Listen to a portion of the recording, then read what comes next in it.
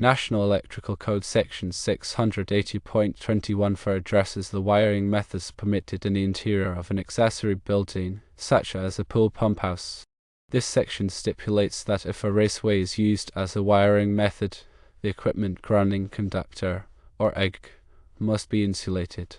However, if a cable is used, the equipment grounding conductor can be bare. Understanding this requirement is crucial for ensuring safe and code-compliant electrical installations for pool equipment. The question arises about the use of underground feeder, or OFF, cable in a scenario where a piece of polyvinyl chloride, or PVC, conduit is stubbed under the slab, turned up at the pump location, and extended outside the slab. Given the code stipulation about insulated equipment grounding conductors and raceways, it's natural to question whether UF cable can be run through this conduit.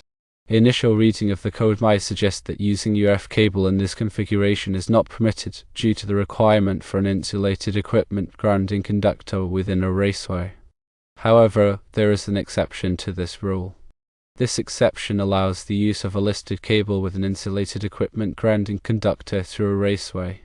Since UF cable is a listed cable and typically includes an insulated equipment grounding conductor, it can be used in this specific application. It is important to verify that the UF cable being used does indeed have an insulated equipment grounding conductor. Many UF cables are manufactured with a bare equipment grounding conductor, which would not meet the requirement for use within a raceway under this specific code section without the mentioned exception. To clarify, firstly, consider the general rule.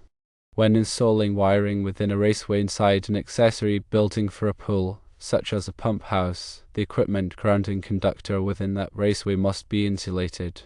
This is to ensure a reliable and safe grounding path, minimizing the risk of corrosion or accidental contact with other grounded surfaces. Secondly, recognize the exception. The code makes an allowance for using a listed cable assembly that contains an insulated equipment grounding conductor within a raceway. This exception acknowledges that some cable types are designed with an insulated equipment grounding conductor and are suitable for installation within raceways. Thirdly, confirm cable listing and insulation. Before installing any cable within a raceway under this exception, verify that the cable is indeed listed by recognized testing laboratories such as Underwriters Laboratories, or UL, and that it contains an insulated equipment grounding conductor. The cable's markings and specifications should clearly indicate its listing and the insulation of the grounding conductor. The significance of using an insulated equipment grounding conductor within a raceway is rooted in several factors. Firstly, corrosion prevention. In damp or corrosive environments such as those often found near pools, a bare equipment grounding conductor is more susceptible to corrosion. Corrosion can degrade the conductivity of the grounding conductor, compromising its effectiveness and providing a low impedance path for fault current. An insulated equipment grounding conductor is protected from direct exposure to corrosive elements, maintaining its conductivity and reliability over time. Secondly, prevention of ground faults. An insulated equipment grounding conductor reduces the risk of unintentional ground faults within the raceway. If a bare equipment grounding conductor comes into contact with a metallic raceway or other grounded surface, it can create a parallel grounding path, potentially diverting fault current away from the intended grounding path and increasing the risk of electrical shock. Thirdly, compliance with code requirements. Many jurisdictions require the use of insulated equipment grounding conductors in certain applications, particularly where corrosion or other environmental factors pose a risk to the integrity of the grounding system. Using an insulated equipment grounding conductor helps ensure compliance with these code requirements and promotes a safer electrical installation.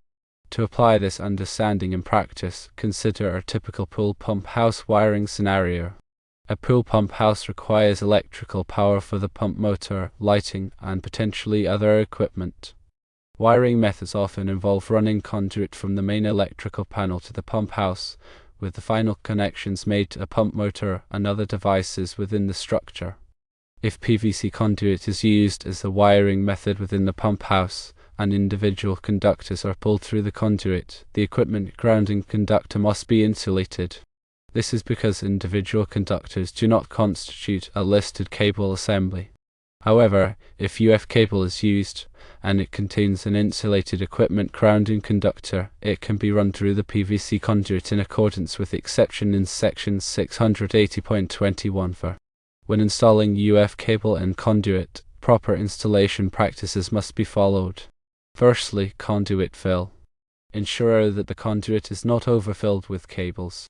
The National Electrical Code specifies maximum conduit fill percentages to prevent overheating and to allow for easy cable pulling.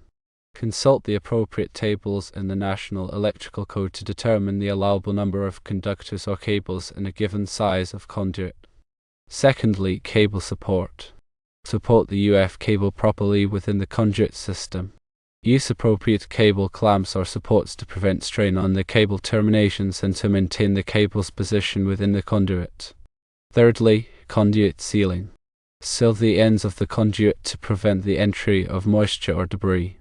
Use appropriate conduit sealing compounds or fittings to create a watertight seal. In summary, understanding the nuances of National Electrical Code section 680.21 FIR is crucial for ensuring safe and code-compliant electrical installations in pool pump houses and similar structures.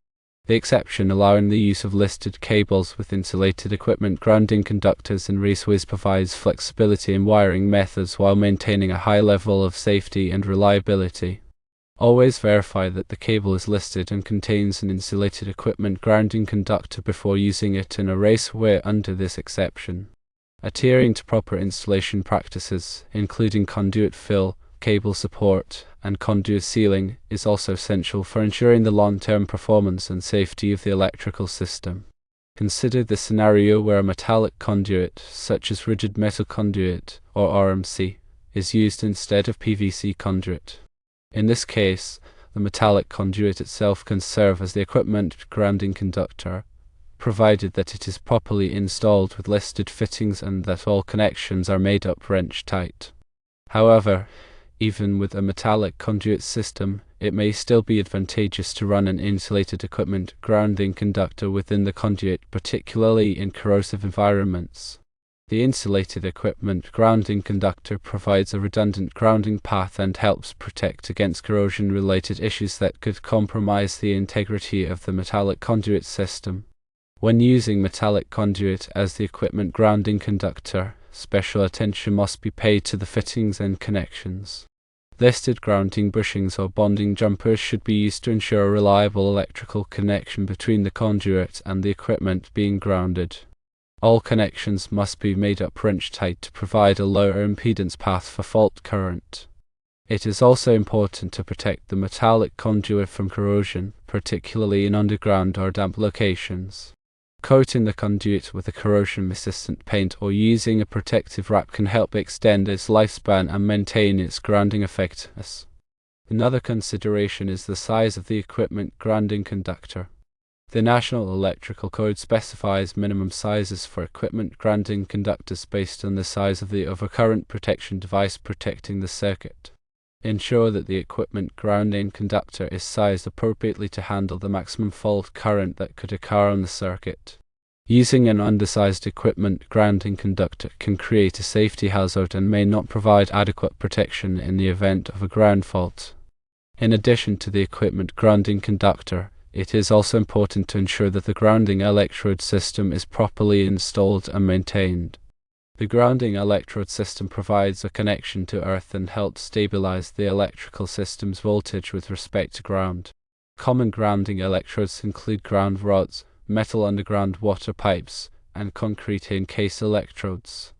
The National Electrical Code specifies requirements for the installation and bonding of grounding electrodes. Ensure that the grounding electrode system is installed in accordance with these requirements and that it is regularly inspected and maintained to ensure its effectiveness. Bonding is another critical aspect of electrical safety. Bonding involves connecting all metallic parts of the electrical system together to create a common ground potential. This helps prevent voltage differences between metallic parts, reducing the risk of electrical shock. The National Electrical Code specifies requirements for bonding various metallic components, including metal water pipes, gas pipes, and structural steel. Ensure that all metallic parts of the electrical system are properly bonded together in accordance with these requirements. Ground fault circuit interrupters, or GFCIs, are another important safety device used in pool pump house applications. GFCIs are designed to detect small ground faults and quickly disconnect power to the circuit, preventing electrical shock. The National Electrical Code requires GFCIs to be installed in certain locations, such as near pools and in damp or wet locations. Ensure that GFCIs are installed in accordance with these requirements and that they are regularly tested to ensure their proper operation. Surge protection devices, or SPDs, can also be used to protect electrical equipment from voltage surges caused by lightning or other electrical disturbances. SPD are designed to divert surge current away from sensitive electronic equipment, preventing damage. Surge protection devices are particularly important in areas prone to lightning strikes or where there is a high risk of voltage surges. Installing SPD can help protect valuable equipment and prevent costly downtime. Regular inspections and maintenance are essential for ensuring the safety and reliability of electrical systems. Electrical systems should be inspected regularly by qualified electricians to identify potential hazards and ensure that all components are in good working order. Maintenance tasks such as tightening connections, replacing worn or damaged components, and testing safety devices should be performed on a regular basis to prevent problems from developing. Proper documentation is also important for electrical systems. Maintain accurate records of all electrical work, including wiring diagrams, equipment specifications, and inspection reports. This documentation can be valuable for troubleshooting problems, planning future modifications, and ensuring compliance with code requirements. Consider the scenario where the pool pump house is located a significant distance from the main electrical panel. In this case, voltage drop may become a concern. Voltage drop is the reduction in voltage that occurs along a conductor due to its resistance. Excessive voltage drop can cause equipment to operate inefficiently or not at all. The National Electrical Code recommends limiting voltage drop to a maximum of 3% for branch circuits and 5% for feeders. To minimize voltage drop, use larger conductors or run multiple conductors in parallel. It is also important to properly size the overcurrent protection device to protect the conductors from overload. In addition to voltage drop, it is also important to consider the ampacity of the conductors. Ampacity is the maximum amount of current that a conductor can carry safely without overheating. The National Electrical Code specifies ampacity ratings for various types of conductors based on their size, insulation type, and installation conditions. Ensure that the conductors are sized appropriately to handle the maximum current that will flow through them. Using undersized conductors can create a fire hazard. When installing electrical wiring in or near pools, special precautions must be taken to prevent electrical shock. Pools are inherently hazardous environments due to the presence of water and the potential for electrical equipment to come into contact with water. The National Electrical Code contains specific requirements for electrical wiring in and around pools to minimize the risk of electrical shock. These requirements include bonding all metallic parts of the pool structure together, using ground fault circuit interrupters to protect circuits near the pool, and maintaining minimum clearances between electrical equipment and the pool. It is also important to educate pool users about electrical safety. Teach them to avoid using electrical devices near the pool and to never enter the pool during a thunderstorm. Post warning signs near the pool to remind people of these safety precautions. Proper training is essential for electricians who work on pool electrical systems. Electricians should be trained on the specific requirements of the National Electrical Code for pool electrical systems and on the proper techniques for installing and maintaining these systems. They should also be trained on how to identify potential hazards and how to take steps to prevent electrical shock. In addition to the technical aspects of electrical installations, it is also important to consider the aesthetic aspects. Electrical equipment should be installed in a neat and professional manner and should be concealed or screened from view whenever possible. The use of landscaping and other architectural features can help to blend electrical equipment into the surrounding environment. Consider the use of energy-efficient lighting and equipment in pool pump houses. Energy-efficient lighting and equipment can save money on electricity bills and reduce the environmental impact of the pool. Look for products that are Energy Star certified or that have high efficiency ratings. Solar power can also be used to power pool equipment. Solar panels can be installed on the roof of the pool pump house or in a nearby location to generate electricity. The electricity generated by the solar panels can be used to power the pool pump, lighting, and other equipment. Using solar power can significantly reduce the pool's reliance on the electrical grid and can save money on electricity bills. Smart home technology can also be used to control and monitor pool equipment. Smart home systems can be used to turn the pool pump on and off, adjust the water temperature, and monitor the water chemistry. These systems can be controlled remotely using a smartphone or other device.